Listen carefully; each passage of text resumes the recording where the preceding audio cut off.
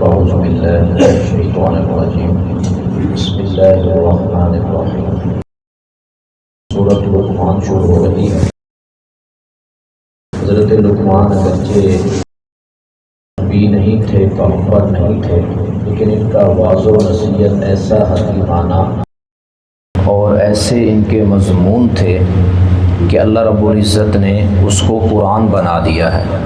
یعنی ایک ایک نصیحت کے اندر، ایک ایک ان کے جملے کے اندر انسان کی زندگی گزارنے کے بہت زیادہ اسباق معلوم ہوتے ہیں۔ تو اس میں حضرت لقمان نے اپنے بیٹے کو 5 وصیتیں فرمائی تھی، اور میرا خیال یہ ہے کہ ہم سب کو جو اپنے بچے ہیں ان کو یہ چیزیں زبانی یاد کرا دینی چاہیے کہ بیٹا یہ دیکھیں حضرت لقمان نے بیٹوں کو یہ چیزیں بتائی تھی، اور اللہ نے پھر اس کو قرآن بنا دیا ہے، تو آپ اس کے اوپر ضرور عمل کریں۔ یہ بچوں کی تربیت میں سے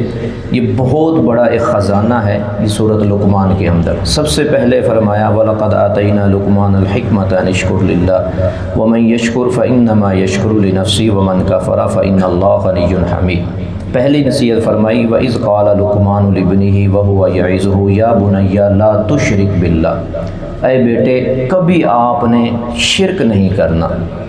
اللہ کے ساتھ، ذات کے اندر، صفات کے اندر۔ کبھی زندگی کے کسی موڑ پہ آپ نے اللہ کے ساتھ کسی کو شریک نہیں بنانا۔ اب بارہا سن چکے ہیں ان اللہ لا یغفر ان یشرک بہ ویغفر ما دون ذلک لمن یشاء،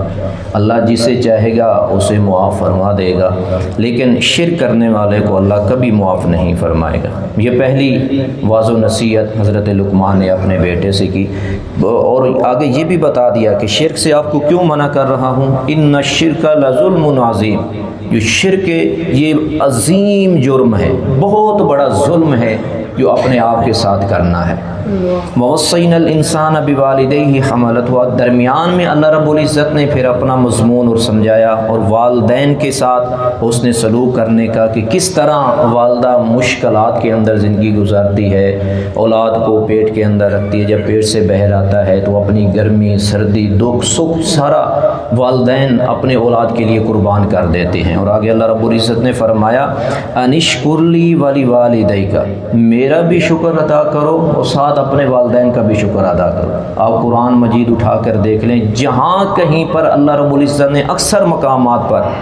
اپنی توحید کا اعلان کیا ہے، ساتھ ہی والدین کے ساتھ حسن سلوک کا وعدہ ہے۔ خود سوچیں والدین کی کتنی عظمت ہے۔ دوسری وصیت جو حضرت لقمان نے کی وَإِن جَاهَدَاكَ عَلَىٰ أَن تُشْرِكَ بِي مَا لَيْسَ لَكَ بِهِ عِلْمٌ فَلَا تُطِعْهُمَا وَصَاحِبْهُمَا فِي الدُّنْيَا مَعْرُوفًا، فرمایا کہ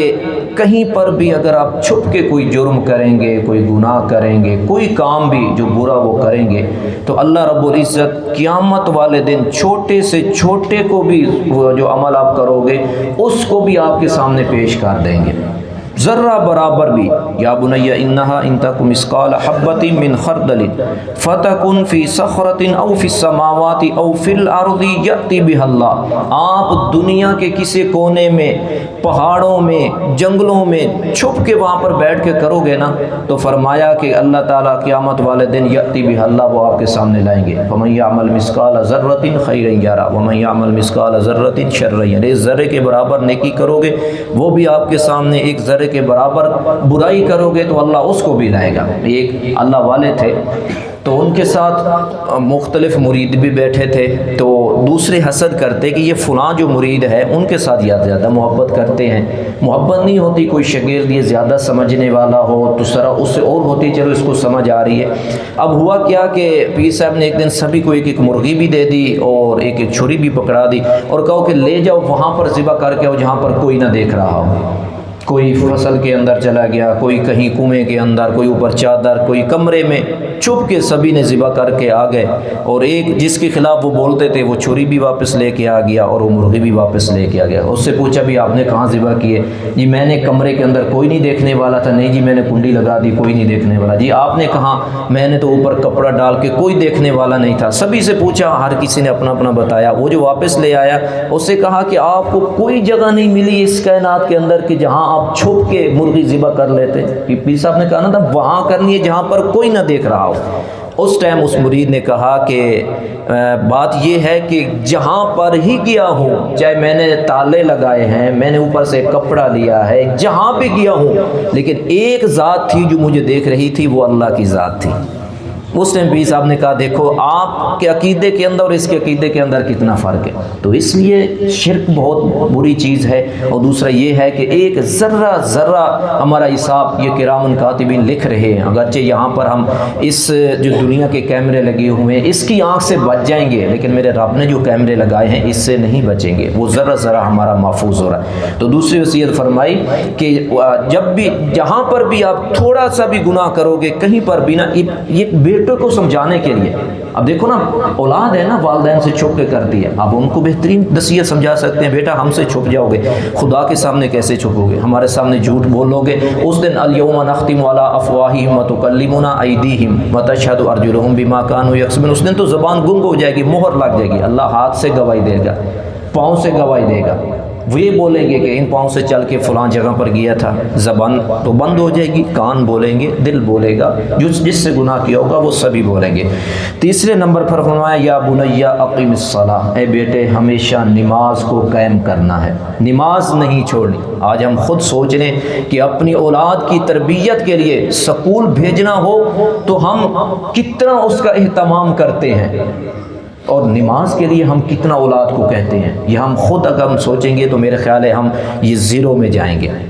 کہ ایک بچہ جس کو پتہ ہی نہیں ہے، معلوم بھی نہیں ہے، لیکن اس کی بھی کمر پہ کتابیں رکھ کے گاڑی پہ روتے ہوئے صبح اس نے ناشتہ کیا نہیں کیا، سکول کالج پہنچا رہے ہیں، لیکن ہم مسجد میں کتنا ان کو لے آتے ہیں، کتنا آ کے ہم نے اس چیز کی تربیت کی ہے۔ تو فرمایا تیسرے نمبر پر یا بنی اقیم الصلاۃ، نماز قائم کرنا، وامر بالمعروف وانہا عن المنکر، اور ہمیشہ بھلائی کی بات کرنی ہے، نیکی کی بات کرنی ہے، وانہا عن المنکر، اور برائی سے روکنا ہے، بری باتوں سے یہ روکنا ہے، یہ واضح نصیحت۔ اور آگے یہ بھی فرما دیا وَاصْبِرْ عَلَىٰ مَا أَصَابَكَ، اس پہ آپ کو تکلیف پہنچے گی تو آپ نے صبر بھی کرنا ہے۔ میں کہتا ہوں ایسی نصیحت ہے کہ انسان یہ اپنے پلے باندھ لے، ہو بھی نہیں سکتا کہ حق بیان کرو، واضح نصیحت کرو اور پھر آپ کے اوپر کوئی بات نہ ہو، یہ نہیں ہو سکتا۔ اگر ایسا ہے تو پھر سمجھ لینا کہ ہم حق بیان نہیں کر رہے ہیں۔ اور اس میں سے خصوصی کبھی کبھی ایسا دیکھنے کو ملتا ہے، یہ جو ہمارے تبلیغی بھائی ہیں بیچارے خود اپنے بستر اٹھا کے کہاں سے کہیں جاتے ہیں، ایسے ہوتا ہے کہ مسجدوں کو تالے لگا دیتے ہیں، کہتے ہیں یہ تو فارغ ہیں، یہ تو ویلے ہیں، ان کے پاس تو بس یہی کرنا ہے۔ یہ تو ان سے پوچھنا کیا ان کے ساتھ پیٹ نہیں لگا ہوا، ان کے بچے نہیں ہیں کیا؟ وہ بھی تو اپنی اولاد کو چھوڑ کے جا رہے ہیں۔ لیکن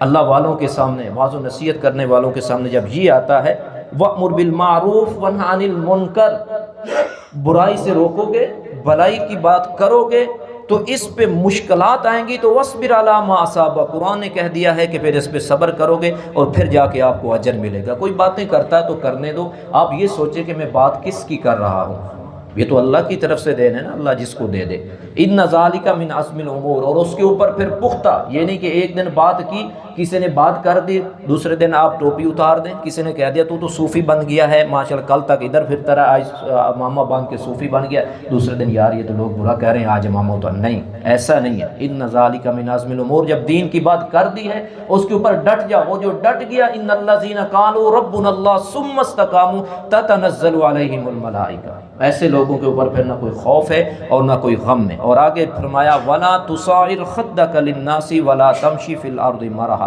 کبھی آپ نے تکبر اور غرور، مال اور دولت، اس کی وجہ سے کبھی تکبر و غرور نہیں کرنا۔ اور آخر میں فرمایا وَقْصِدْ فِي مَشْيِكَ وَاغْضُضْ مِنْ صَوْتِكَ، میانہ روی اختیار کرنی ہے، بولنے میں میانہ روی، چلنے میں میانہ روی، اللہ کے راستے میں دینے میں میانہ روی، یعنی اتنا نہ دے دیں کہ بعد میں اپنا ہاتھ ہی خالی ہو جائے گا۔ صحابی رسول نے کہا کہ میں سارا باغ دینا چاہتا ہوں، اللہ کے نبی نے نہیں فرمایا گھر والے ہیں ان کے بھی خرچ کریں اور اللہ کے راستے میں بھی خرچ کریں، یہ دونوں چیزیں ہیں۔ بارہا مضمون یہ سن چکے ہیں کہ اگر کوئی ایسا مال خرچ کرتا ہے بندہ اور اسی نیت سے، تو فرمایا کہ گھر والوں پہ جو خرچ کرنا ہے یہ بھی ایک صدقے کی مد میں جاتا ہے۔ اس صورت کے آخر میں فرمایا لَقَدْ كَانَ لَكُمْ فِي رَسُولِ اللَّهِ أُسْوَةٌ حَسَنَةٌ، فرمایا کہ تمہارے اندر حضور علیہ الصلوۃ والسلام، میرے نبی کی بہترین زندگی ہے نمونے کے طور پر۔ حضور علیہ الصلوۃ والسلام کی زندگی کو اپنائیں تو آپ کامیاب ہیں۔ کوئی باپ ہے تو دیکھے حضور نے اپنی اولاد کی تربیت کیسے کی ہے، کسی کی بیٹی ہے تو دیکھے کہ حضور صلی اللہ علیہ وسلم جب حضرت فاطمہ جاتی تھی تو کیسے استقبال کے لیے کھڑے ہو جاتے، گھر سے نکلتے جب جنگ کے لیے جاتے، جہاد کے لیے جاتے، تو سب سے آخر میں، کیونکہ اس وقت ایک ہی بیٹی باقی تھی حضور علیہ الصلوۃ والسلام کی، 3 بیٹیاں پہلے رخصت ہو گئی تھی۔ بعض یہ بھی لوگ کہتے ہیں کہ یہ الفاظ آتے ہیں تو ایک بیٹی تھی، اس ٹائم زندہ صرف حضرت فاطمہ سلام اللہ علیہا تھی، تو سب سے آخر میں حضرت فاطمہ کو مل کے جاتے تھے، اور جب جنگ سے سفر سے آتے تو سب سے پہلے بیٹی کے گھر میں آتے تھے۔ کوئی لیڈر بننا چاہتا ہے تو حضور علیہ الصلوۃ والسلام کی زندگی کو پڑھے کہ کیسے 313 کو لے کے میدان میں گئے ہیں، طرح طرح کی باتیں اور ظلم سہے ہیں، اور آج 21 رمضان المبارک ہے، 21 رمضان المبارک کو جب فتح مکہ ہوا ہے تو پھر کوئی اگر لیڈر بننا چاہتا ہے تو پھر بدنہ نہ دے، پھر معاف کرنے کا اعلان کر، جیسے حضور علیہ الصلوۃ، اور سب سے بڑا دشمن حضرت سفیان جو ابھی تک کلمہ نہیں پڑھا تھا، کہا کہ جو ان کے گھر میں بیٹھ جائے اس کے لیے معافی کا اعلان کر دیا، اس کے بعد وہ بھی کلمہ پڑھ کے مسلمان ہوگا۔ تو اس لیے اگر کوئی استاد ہے تو دیکھے حضور علیہ الصلوۃ والسلام کے شاگرد کیسے بنے ہیں، تربیت کیسی کی ہے، معلم ہے، امام ہے تو وہ دیکھے، خطیب ہے تو وہ دیکھے کہ حضور علیہ الصلوۃ والسلام بات اور وصیت کیسے کرتے تھے۔ لقد کان لکم فی رسول اللہ اسوۃ حسنہ، حضور علیہ الصلوۃ والسلام کی زندگی ہمارے لیے نمونہ ہے، ہمارے لیے آئیڈیل ہے۔ آج ہم اس لیے ہم دنیا کے اندر رسوا ہو رہے ہیں کہ ہم نے حضور علیہ الصلوۃ والسلام کی زندگی کو، حضور علیہ الصلوۃ والسلام کی جو طرز زندگی تھی یا ان کی طرز حکومت تھی، ان چیزوں کو ہم نے چھوڑ دیا، اور لیکن آگے قرآن نے یہ فرما دیا، یہ ہے ان کے لیے لمن کان یرجو اللہ والیوم الآخر وذکر اللہ کثیرا، یہ اس شخص کے لیے جو اللہ کے ساتھ ملاقات کرنے کی امید رکھتا ہے، وہ حضور کی سیرت کو اپنائے گا، وہ حضور کی زندگی کو اپنائے گا، اس کو پتہ ہے کہ میں اللہ سے ملاقات کرنی ہے، وہاں میں شرمندہ تو نہ ہوں، جس کو ملاقات کی امید بھی نہیں ہے تو وہ کیسے حضور علیہ الصلوۃ والسلام کی زندگی کو لا سکتا ہے؟ اور آخر میں فرمایا وذکر اللہ کثیرا، کثرت سے اللہ کا ذکر کیا کرو۔ ذکر سے یہ مراد نہیں کہ آپ تسبیح پکڑ لیں، یہ ذکر نہیں، ذکر سے اللہ نے قرآن مجید میں کیا فرمایا، اسی پارے کے شروع میں فرمایا کہ اقم الصلاۃ ولذکر اللہ اکبر، یہ جو نماز ہے یہ اللہ کا سب سے بڑا ذکر ہے۔ نماز پڑھ رہے ہو تو اللہ کا ذکر کر رہے ہو، مسجد میں داخل ہو رہے ہو، سنت کے مطابق پاؤں رکھا، دعا پڑھ لی، اللہ کا ذکر ہو گیا، مسجد سے نکلے ہو، سنت کے مطابق باہر نکلے ہو، دعا پڑھ لی، اللہ کا ذکر ہو رہا ہے، واش روم میں گئے ہو، سنت کے مطابق پاؤں رکھا ہے، دعا پڑھ لی ہے، اللہ کا ذکر ہو رہا ہے، وہاں سے نکلے ہو، دعا پڑھی ہے، اللہ کا ذکر ہو رہا ہے، نئے کپڑے پہنے ہیں، دعا پڑھیے، اللہ کا ذکر ہو رہا ہے، آپ نے دسترخوان لگایا، دعا پڑھ لی، اللہ کا ذکر ہو رہا ہے، شروع میں بھول گئے ہو، درمیان میں دعا پڑھ لی، اللہ کا ذکر ہو رہا ہے، کھانا کھا لیا، اس کے آخر میں دعا پڑھ لی، اللہ کا ذکر ہو رہا ہے، سواری پہ سوار ہو، وہ دعا پڑھی ہے، اللہ کا ذکر ہو رہا ہے، گھر کے اندر داخل ہو، سنت کے مطابق داخل ہو گئے ہو، اللہ کا ذکر ہو رہا ہے۔ ایک ایک لمحے کے اندر آپ ذکر کر سکتے ہیں اگر حضور صلی اللہ علیہ وسلم کی سنت کو اپنا لیا۔ بچائیں مجھے زندگی کا وہ لمحہ، وہ گھڑی، وہ کام کہ جس کے اندر حضور علیہ الصلوۃ والسلام نے ہماری رہنمائی نہ کی ہو اور ہمیں دعا نہ سکھلائی ہو۔ یہ سنت کے مطابق اگر آپ کو دعائیں یاد ہیں، وضو کر رہے ہیں، دعائیں پڑھ رہے ہیں، اللہ کا ذکر ہو، اس سے بھی بڑھ کر کوئی ہے کہ واش روم میں گئے ہیں لیکن وہ دعائیں جو اللہ کے نبی نے سکھائیں وہ پڑھ لی تو اللہ کا ذکر ہو رہا، اس کے اندر آپ شامل ہیں۔ 24 گھنٹے کی زندگی کے اندر اللہ کا ذکر، رات کو سنت کے مطابق دعا پڑھ کے سو گئے ہیں تو آپ کا ذکر ہے، اٹھے ہیں تو ذکر ہے۔ بتائیں کون سا مشکل ہے؟ یہ نہیں ہے کہ آپ کام چھوڑ دیں اور تسبیح لے کے بیٹھ جائیں۔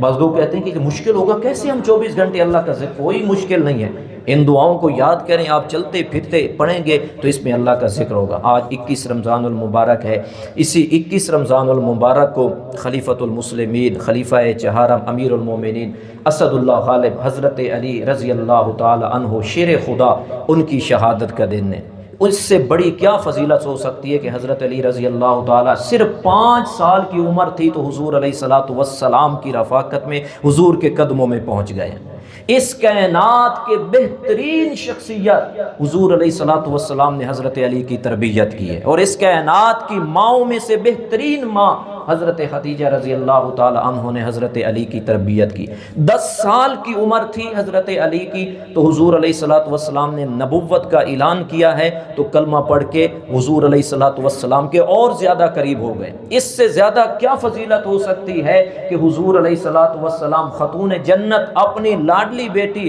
حضرت فاطمہ کا نکاح حضرت علی کے ساتھ کر دیا اور بتا دیا، کہہ دیا، بیٹی میں نے اپنے رشتہ داروں میں سے بہترین شخص کے ساتھ آپ کا نکاح کر دیا ہے۔ آج ہم رشتے ڈھونڈتے ہیں، نیک ہو، اچھا ہو، آج کہتے ہیں حضور علیہ الصلوۃ والسلام نے بھی یہ کہہ دیا کہ اپنی برادری میں سے بہترین شخص کے ساتھ اے فاطمہ بیٹی میں نے آپ کا نکاح کر دیا۔ یہ وہ حضرت علی ہیں رضی اللہ تعالی عنہ کے خیبر کے موقع پر حضور نے فرمایا کل میں ایسے شخص کو جھنڈا دوں گا جن سے اللہ اور اللہ کا رسول محبت کرتا ہے اور وہ اللہ اور اللہ کے رسول کے ساتھ محبت کرتا ہے۔ ابو بکر بھی دیکھ رہے ہیں، عمر بھی دیکھ رہے ہیں، حضرت عثمان بھی دیکھ رہے ہیں، سارے صحابہ کے کون خوش قسمت ہے کہ حضور نے کہہ دیا کہ اللہ اور اللہ کا رسول ان سے محبت کرتا ہے۔ جب صبح باری آئی تو حضور نے فرمایا علی کہاں ہیں، ان کو بلائیں، جھنڈا ان کو دینا ہے۔ یہ وہ حضرت علی رضی اللہ تعالی عنہ ہیں۔ جب حضور علیہ الصلوۃ والسلام فتح مکہ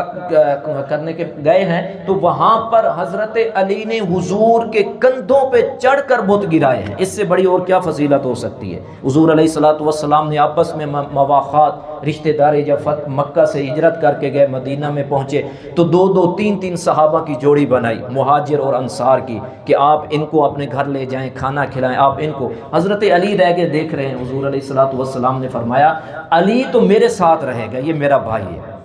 علی میرے ساتھ رہے گا، یہ میرا بھائی ہے۔ کیسے حضور علی کو چھوڑ سکتے تھے؟ جو 5 سال کی عمر میں حضور علیہ الصلوۃ والسلام کے پاس آ گئے تھے، تو حضور آج حضرت علی کو کیسے چھوڑ سکتے تھے؟ حضرت علی رضی اللہ تعالی عنہ اسد اللہ غالب، یہ اپنی بہادری، جرات اور جنگ کے اندر ایسا لوہا منوایا کہ اسد اللہ، اللہ کا شیر، یہ لقب ملا۔ اور خود حضرت علی رضی اللہ تعالی عنہ فرماتے ہیں کہ جب میں میدان جنگ میں ہوتا ہوں پھر نہیں پتا ہوتا کہ موت میری طرف آ رہی ہے یا میں موت کی طرف جا رہا ہوں۔ بڑے بڑے مرحب جیسے جو پہلوان تھے، جو 70 کو اکیلے وہ مارتے تھے، حضرت علی رضی اللہ تعالی عنہ ایک لمحے کے اندر ان کو زیر کر دیا۔ آخری بات، ایک دفعہ حضرت علی رضی اللہ تعالی عنہ ایسے ہی کوئی بات ہوئی، مشرک تھا اس کے ساتھ، تو حضرت علی رضی اللہ تعالی عنہ نے اس کو گرایا اور گرانے کے بعد تلوار اٹھائی، اس نے نیچے سے تھوک دیا حضرت علی کے بدن پر۔ حضرت علی نے چھوڑ دیا۔ صحابہ نے پوچھا کیوں چھوڑ دیا؟ فرمایا پہلے اللہ کی خاطر لڑ رہا تھا، اونکھ مار رہا تھا، اب اس نے میرے اوپر تھوک دیا، میں نے سوچا کہ ابھی اگر میں مارتا ہوں تو یہ اپنی جان کی وجہ سے مارنا، اس لیے میں نے چھوڑ دیا۔ تو اس لیے میرے بھائیو، ہمارا ایمان ہے حضور علیہ الصلوۃ والسلام کے اس صحابی، جس طرح ہمارا ایمان ابو بکر، عمر، عثمان کے ساتھ محبت کرنا، اور ہمارا ایمان ہے کہ ان کی صحابیت کو ماننا، اسی طرح ہم حضرت علی رضی اللہ تعالی عنہ سے بھی محبت کرتے ہیں۔ اور شہادت کیسی خوش نصیب یہ تھے کہ روزی کی حالت کے اندر اور کوفہ کی مسجد کے اندر حضرت علی کو شہادت نصیب ہوئی ہے۔ اور اس سے بھی بڑھ کر میں اکثر کہا کرتا ہوں، 2 لوگ ایسے ہیں، حضرت فاروق اعظم پہ بھی خنجر چلا اور نماز کی حالت میں، اور مارنے والا چھپ کے آیا تھا۔ حضرت علی کے اوپر بھی خنجر چلا نماز کی حالت میں اور مارنے والا چھپ کے آیا تھا۔ میں نے کہا یہ ایسے 2 بہادر انسان تھے کہ ماں نے کوئی ایسا بچہ جنا ہی نہیں تھا جو سامنے آ کر ان کا مقابلہ کر سکتے۔